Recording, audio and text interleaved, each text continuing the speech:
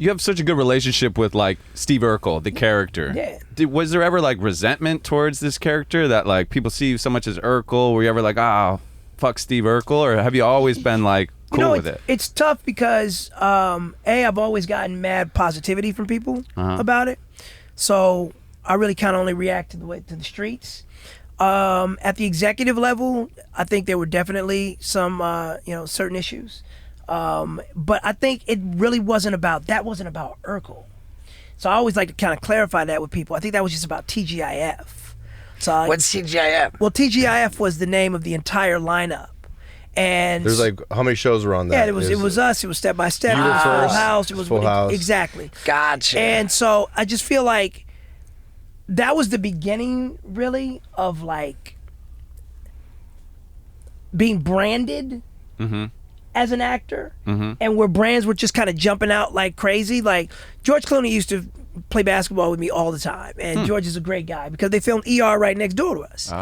But we're so branded differently, you probably couldn't even imagine. And other people were like, "What? He played basketball with George Clooney as a kid?" It was like, yeah, we're right next door to each other. Was there a basketball court there, or were you guys just bros enough to go find one? So this was so funny. George was the one that taught me about star power. When I first got onto the show, they had they erected a basketball set for me in the alleys between two stages. And I played on that basketball hoop my entire childhood. And then one day a teamster came over and asked me if he could move the hoop out into a more common area that was between our set and ER's. And he asked me personally. I was like, yeah, hell yeah, no, it was cool, man. I've been there for 3 years in that one spot, 4 years. And then slowly but surely, I would hear people around the lot saying, "Oh, George Clooney's basketball hoop. Oh, over on George Clooney's basketball."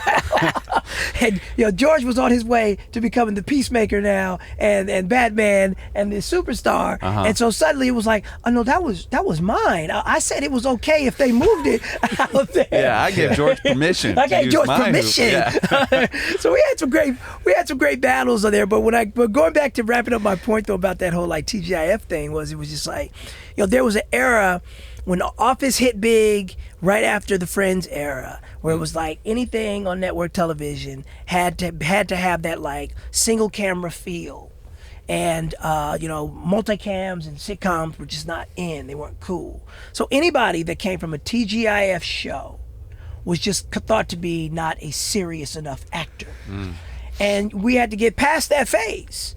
And I started doing a lot of dramas, as a matter of fact. I was on every show there was, man. If you go back and check, man, I did Castle, I did Bones, I did Boston Legal. I was just like, I don't even care what they want me to say, man. I just want people to understand acting is acting. It doesn't have anything to do with sticking people in these mediums. Like, that's the sitcom guy, and this is the dramatic actor. It's like, nah, as actors, we look at each other and we know who can go. It's just about whether or not you're going to get that opportunity. Yeah, dude. Thanks for watching that clip.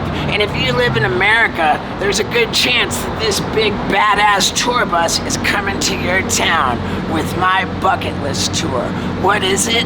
Well, it's an X-rated show full of all the stuff that I would have never been allowed to do for Jackass. And a lot of it is flagrantly illegal, so it's adults only.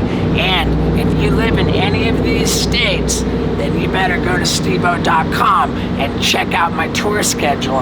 Hurry up and get your tickets too, because it's selling out everywhere. Yeah, dude. Woo! Yeah, dude.